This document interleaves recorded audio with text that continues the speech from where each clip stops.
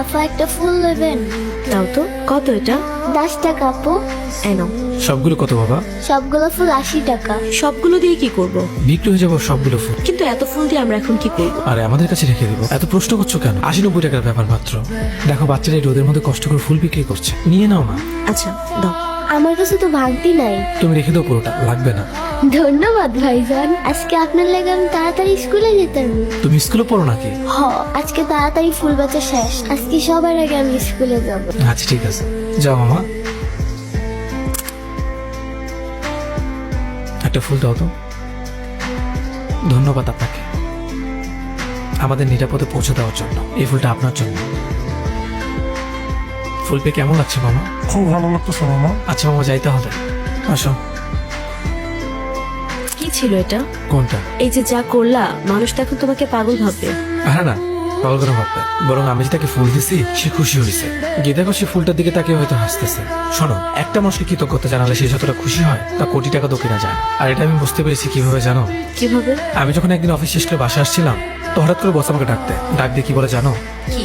সে আমাকে জিজ্ঞেস করে আমি কত বছর ধরে তার অফিসে জব করি। আমি তো ভয় পেয়ে গেছিলাম, মনে মনে ভাবছিলাম আজকে হয়তো আমার চাকরিটাই শেষ। আমি মাথা নিচু করে বললাম, স্যার 4 থেকে 5 বছর হবে। তখন স্যার হঠাৎ করে আমাকে কি বলে জানো? ধন্যবাদ। আমি তো অবাক হয়ে গেলাম।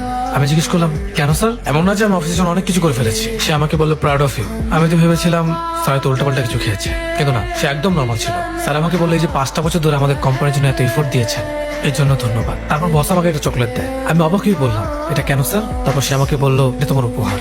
সে আমাকে আরো বলে, আমার কোম্পানির সফলতার পেছনে তোমার হাত আছে। মানে সে এটা বিশ্বাস করে তার এই সফলতার পেছনে আমি আছি। আমি বাসায় ফেরার সময় সেই চকলেটটা দেখতে দেখতে আসছিলাম। তখন আমি বুঝতে পারি মানুষকে সবসময় টাকাতে খুশি করা যায় না। ছোট ছোট প্রশংসা আর কিছু উপহার মানুষকে অনেক খুশি করতে পারে। এই যে দেখো, আমি রিক্সালোক থ্যাংক ইউ বললাম, সে এখন ভাবছে আমি তার প্রতি কৃতজ্ঞ। একটা মানুষের এটাই চাই।